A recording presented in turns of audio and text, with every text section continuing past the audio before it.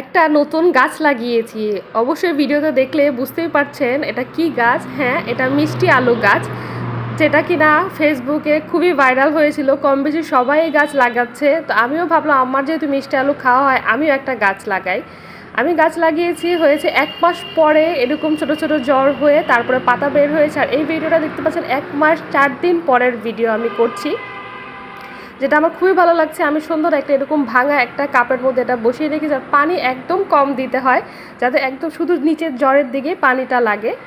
আর ভালোই লাগছে দেখতে। আর যখন বড় হবে তখন আবার শেয়ার করবো যে দেখতে আরও কত সুন্দর লাগছে। আর এটা যেহেতু একটা চিকন আলু, সেজন্য গাছ একটু মনে হয় কম হয়েছে। আর মোটা আলু হলে মনে হয় আরও বেশি গাছ মানে হচ্ছে পাতা দিয়ে ভরে যেত।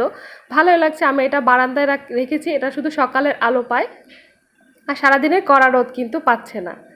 যারা লাগাতে যাচ্ছেন তারা অবশ্যই এটা ট্রাই করতে পারেন।